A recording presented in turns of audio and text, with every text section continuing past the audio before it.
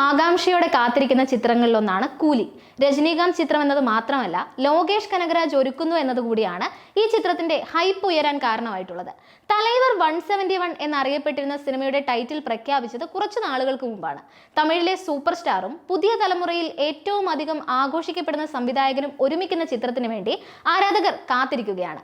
അധോലോക നായകനായിട്ടാണ് രജനീകാന്തിന്റെ കഥാപാത്രം എത്തുക എന്ന വിവരങ്ങളും പുറത്തു വന്നു കഴിഞ്ഞിട്ടുണ്ട്. ഇപ്പോൾ ചിത്രത്തിലെ കാസ്റ്റിംഗുമായി ബന്ധപ്പെട്ട് പുതിയൊരു അപ്ഡേറ്റ് കൂടി എത്തിയിരിക്കുകയാണ്. ഫഹദ് ഫാസിൽ ചിത്രത്തിലെ ഒരു പ്രധാന വേഷം നിരസിച്ചു എന്ന വാർത്തയാണ് എത്തിയിട്ടുള്ളത്. നിരവധി താരങ്ങൾ കൊതിക്കുന്ന അവസരമാണ് ഫഹദ് ഇപ്പോൾ വേണ്ടെന്ന് വെച്ചിരിക്കുന്നത്. രജനീകാന്തിനോടൊപ്പം ഒരു സിനിമയിലെങ്കിലും അഭിനയിക്കണമെന്നും ലോകേഷിന്റെ ഒരു ചിത്രത്തിലെങ്കിലും ഭാഗമാകണമെന്നും ആഗ്രഹിക്കാത്ത താരങ്ങൾ മോളിവുഡിലോ കോളിവുഡിലോ ഉണ്ടാവില്ല. അപ്പോഴാണ് ഇങ്ങനെ ഒരു സുവർണ അവസരം ഫഹദ് ഫാസിൽ ഒഴിവാക്കിയിരിക്കുന്നത്. കരിയറിൽ വഴിത്തിരിവായേക്കാവുന്ന കഥാപാത്രം ഫഹദ് വേണ്ടെന്ന് വെച്ചത് ഡേറ്റ് ക്ലാഷ് മൂലമാണെന്നാണ് റിപ്പോർട്ട്. കൂലിയിൽ ജോയിൻ ചെയ്യാനായി ചിത്രത്തിന്റെ അണിയറ പ്രവർത്തകർ ഫഹദിനെ കാണുകയും റോള് സംബന്ധിച്ച് വിശദമായി ചർച്ച നടത്തുകയും ചെയ്തു എന്നാണ് റിപ്പോർട്ട്. ലോകേഷ് സിനിമാറ്റിക് യൂണിവേഴ്സിലെ അമർ എന്ന കഥാപാത്രം ഫഹദ് ഫാസിലിന്റെ കയ്യിൽ ഭദ്രമായിരുന്നത് കൊണ്ട് തന്നെയാവണം ഈ കഥാപാത്രത്തിലേക്കും ലോകേഷ് ഫഹദിനെ കൊണ്ടുവരാൻ ആഗ്രഹിച്ചിട്ടുണ്ടാവുക. ഒപ്പം രജനീകാന്തിന്റേതായി ഇനി പുറത്തിറങ്ങാൻ പോകുന്ന വേട്ടയൻ എന്ന സിനിമയിലും ഒരു പ്രധാന വേഷത്തിൽ ഫഹദ് ഫാസിലുണ്ട്. അതുകൊണ്ട് രജനീകാന്തുമായും ഫഹദ് ഫാസിലിന് അടുത്ത ബന്ധമുണ്ട്.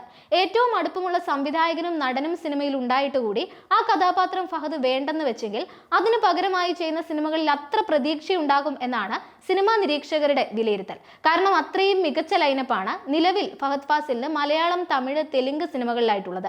തെലുങ്കിലെ വരാനിരിക്കുന്ന ഏറ്റവും വലിയ സിനിമകളിൽ ഒന്നായ പുഷ്പയുടെ 2ാം ഭാഗത്തിന്റെ വർക്കുകൾ നടക്കുന്നതുകൊണ്ടാണ് ഫഹദ് ഫാസിൽ കൂലിയിൽ നിന്നും ഒഴിവായതെന്നാണ് കോളിവുഡിൽ പ്രചരിക്കുന്ന വാർത്ത.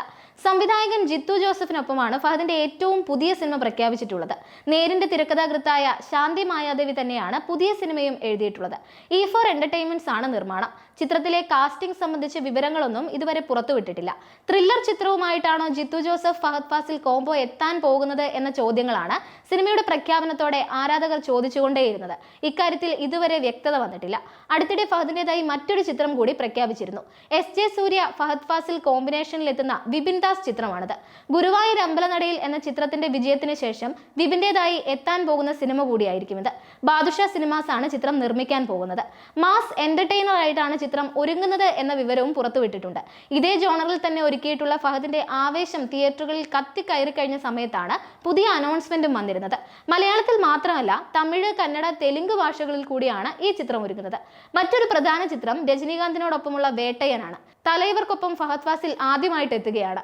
ജയ്ഭീം സംവിധായകൻ TJ ജ്ഞാനവേൽ സംവിധാനം ചെയ്യുന്ന ചിത്രമാണ് വേട്ടയൻ. ലൈക്ക പ്രൊഡക്ഷൻസ് ആണ് ചിത്രത്തിന്റെ നിർമ്മാണം. മാമനന് പിന്നാലെ ഫഹദ് ഫാസിൽ വടിവേലു ടീം വീണ്ടും ഒന്നിക്കുന്ന ഒരു ചിത്രവും തമിഴിൽ ഒരുങ്ങുന്നുണ്ട്. സുധീർ ശങ്കർ സംവിധാനം ചെയ്യുന്ന ചിത്രത്തിന് മാരീശൻ എന്നാണ് പേര് നൽകിയിട്ടുള്ളത്. റോഡ് മൂവി ആയിട്ടാണ് ഈ ചിത്രം ഒരുക്കുന്നത് എന്നാണ് സൂചന. ഒപ്പം കരാട്ടെ ചന്ദ്രൻ എന്ന ചിത്രവും ഫഹദിന്റേതായി മലയാളത്തിൽ ഒരുങ്ങുന്നുണ്ട്. ഭാവന സ്റ്റുഡിയോ നിർമ്മിക്കുന്ന സിനിമയാണിത്.